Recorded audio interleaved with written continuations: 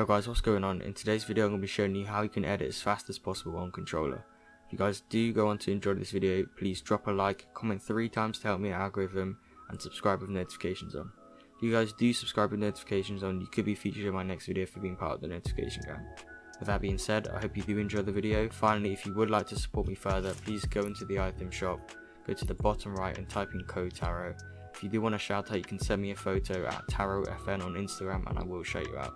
So yeah guys, hope you enjoy. First thing that we're going to be going over for trying to get better at editing on controller is your binds. So the first thing I definitely do recommend turning on is right here, confirm edit on release. I definitely recommend turning this on because what this does is when you select an edit, so say we're going to edit this right here, as soon as you select these tiles and you let go of the trigger, it edits like that. So you don't really have to use your confirm button only unless you're resetting something.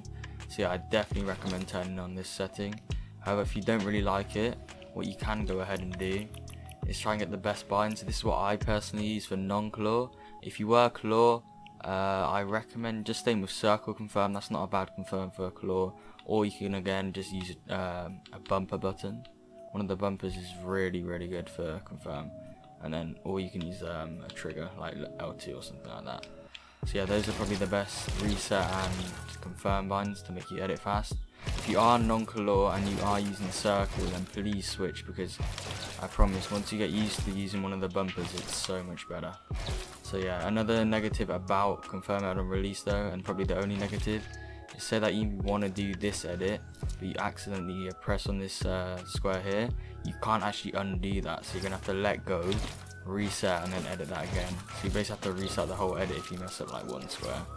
So yeah, that's the only bad thing. So if you are a comp player, probably stay away from confirm edit on release, but you know, if you're just a regular creative player, then definitely stick with it because it makes you way faster.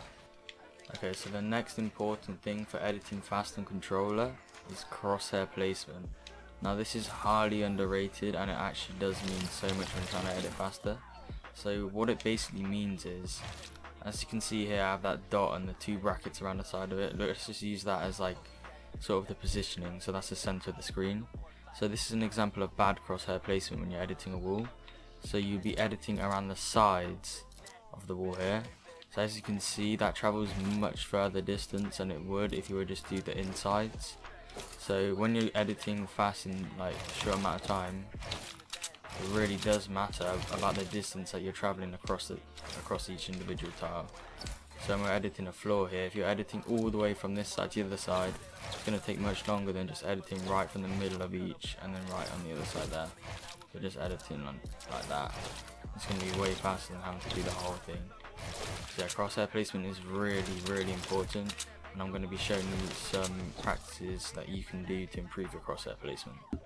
Okay, now that you know what crosshair placement is and how to get good crosshair placement by just doing the basics, what you want to do is this practice here. So you can just build this in your own creative. It just looks like this. You can keep doing long lines of it and basically just resetting your world.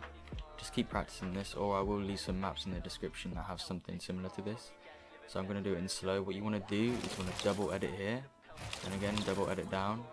You want to edit the wall, and double edit again, and basically just keep repeating this.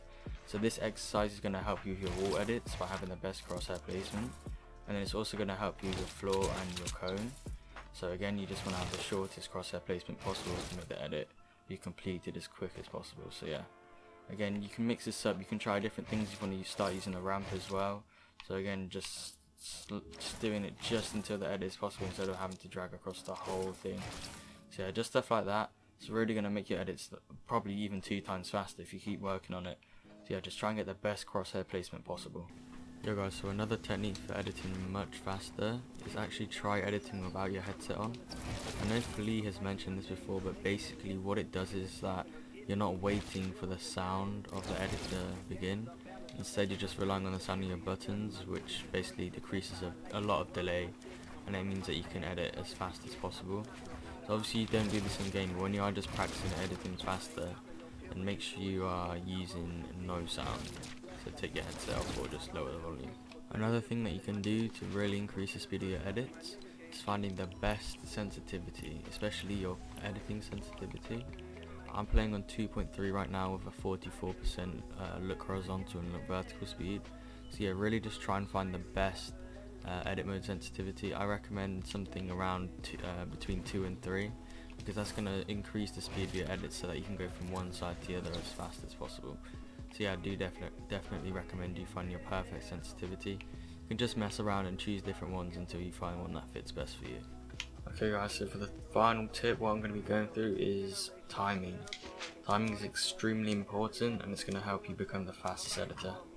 Especially what this means is when you're editing, try and do it to the point where you don't see this grey square.